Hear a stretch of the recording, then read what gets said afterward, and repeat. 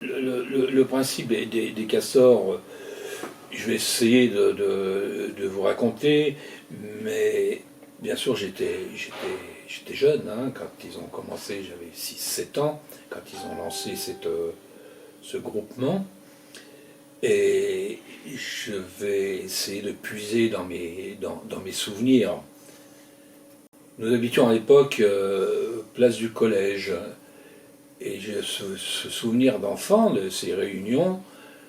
C'était quand même tout de suite après-guerre, hein. C'était tout de suite, la guerre, c'était à cette époque, c'était avant-hier, hein. Donc il y avait encore des réunions à la famille, à la maison, et avec des amis, et puis donc ces fameux castors.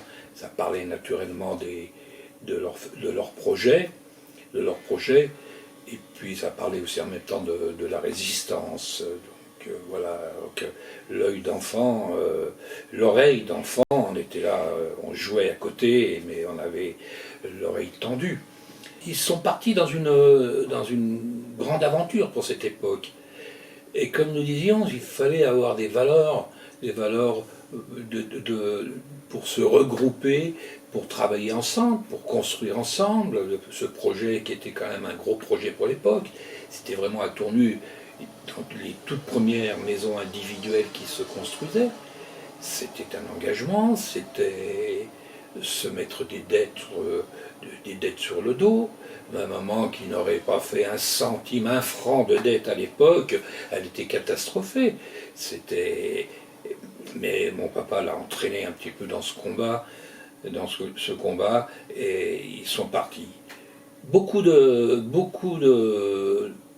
De personnes ont abandonné le projet. Et c'était à chaque fois dans les réunions, c'était des choses qui me reviennent comme ça. Et il y avait une déception. Et puis la réunion suivante, ils avaient retrouvé quelqu'un pour reformer le groupe. Et puis un jour, quelqu'un a poussé la porte de chez nous sans frapper, est rentré dans le vestibule. On habitait à l'époque, comme je le disais tout à l'heure, place du collège.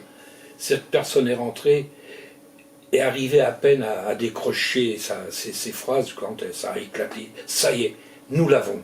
Nous avons quoi? Le terrain. Ils avaient enfin le terrain pour construire. Et là, tout démarrait, naturellement.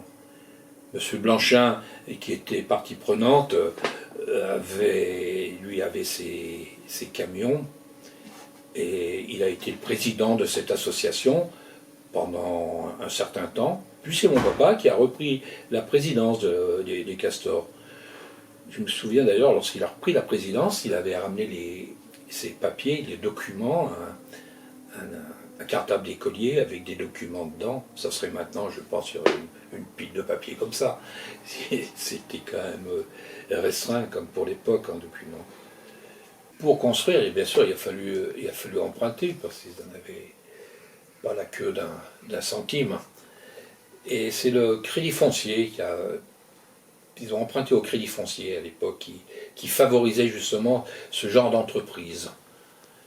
Et je me rappelle, encore un souvenir, lorsqu'ils ont eu fini de rembourser le Crédit Foncier, la dernière traite du Crédit Foncier, ça a été quelque chose de grandiose. Ma maman a crié un ouf de soulagement, enfin. Après, il ne restait plus que quelques crédits, mais c'était plus grand chose. Il y avait en 51-52 un gros incendie au château de l'Arvolo à Boyer. Et ce sont les castors qui ont récupéré les pierres de ces bâtiments qui étaient des dépendances du château. Et c'est avec ces pierres qu'ils ont fait les fondations et les soubassements. Je ne sais pas si vous avez remarqué, il y a à peu près 2 ou 3 rangs de pierres comme ça en soubassement. Et c'est les pierres du château de l'Arvolo, des dépendances du château de l'Arvolo. Lorsque les terrains ont été acquis, c'est les parcelles faites, il a fallu qu'ils laissent du terrain ils avaient l'autorisation de construire sous condition de laisser du terrain pour faire une route, cette fameuse route des Castors, qui n'avait pas de nom à l'époque où j'habitais. C'est par la suite qu'elle a été baptisée rue des Castors avec papa qui avait repris la présidence à l'époque et le soutien des autres castors sont allés en mairie pour réclamer que cette rue s'appelle au minimum rue des Castors, puisqu'elle avait été faite avec les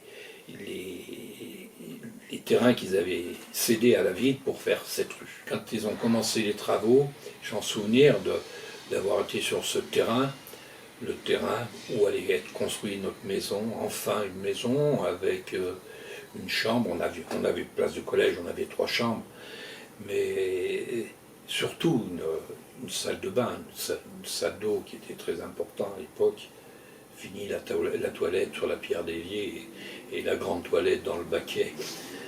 Et c'est un grand moment. Et puis les fondations, donc les castors sont groupés pour faire des fondations et monter les sous-bassements. Et le reste des murs a été construit par l'entreprise Chabert. Monsieur Chabert avait... C'est une grosse entreprise de maçonnerie, surtout en lui à l'époque. Et ils ont construit les murs. Et je peux vous dire que les murs sont construits en tuiles. C'est de la tuile. La tuile, je pense, la tuile de 2e catégorie qu'ils avaient récupérée aux tuileries de Chagny. Et les murs sont en tuiles, donc ciment et tuiles. Et M. Chabert a fait la dalle au-dessus. Et après, bon, il y avait ils s'aidaient mutuellement pour les gros œuvres. La peinture, la tapisserie. Mon frère aîné était au centre d'apprentissage de Mâcon comme plâtrier peintre. Alors, il a dû participer aux peintures et aux tapisseries. Dans la salle de bain, un ami de mes parents, M.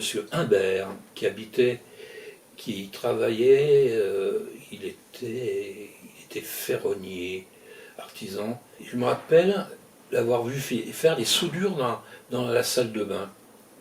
Oui, M. Bayotet, donc était castor aussi, et plâtrier peintre. Et c'est lui qui a fait tous les plâtres, et les galandages. Les galandages, bien sûr, à l'époque, c'était pas comme maintenant avec du placo, c'était des galandages en briques. Et c'est M. Bayotet qui a fait tout ça. Je me suis un souvenir de le voir avec un litre faire les arrondis, les arrondis entre le plafond et le mur. Il passait Oh, je trouvais ça merveilleux, un bel arrondi. Et voilà. Et il y avait aussi M. Page qui était maçon. Alors après, je pense qu'il devait céder, comme ils étaient 12, alors je pense que lui devait céder par petits groupes, comme ça. Et puis quand il y avait un gros travail, c'était toute l'équipe qui venait, selon la disponibilité. Mais bon, tout le monde a mis la main à la pâte. Ils ont monté les clôtures pour séparer.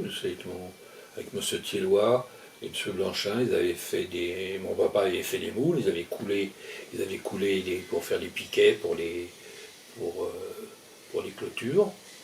Et d'ailleurs, on avait un petit passage entre M. Thiellois et le jardin de mes parents. Entre les deux jardins, il y avait une petite barrière. Nous passions, ça faisait un raccourci. Si vous voulez aller vieille route d'Osnay, passez par là, et puis nous, pour passer, ça nous évitait de faire le tour. Ils se sont aidés pour monter les charpentes, pour couvrir la maison, jusqu'au jour où notre papa nous a dit « le bouquet est sur le toit de la maison et dans la cheminée ». Et nous sommes allés voir ce bouquet qui annonçait la fin de la construction. Enfin, la maison était à l'abri, hors d'eau. Et Voilà, et en novembre 54, nous déménagions. Et les mois qui ont suivi, un gros hiver, un hiver très rude avec la Saône gelée. Et nous avions un poêle à feu continu de marque Cinet. On brûlait de l'anthracite et des traverses de chemin de fer. Mon père était cheminot, ils avaient droit à des traverses de chemin de fer réformées.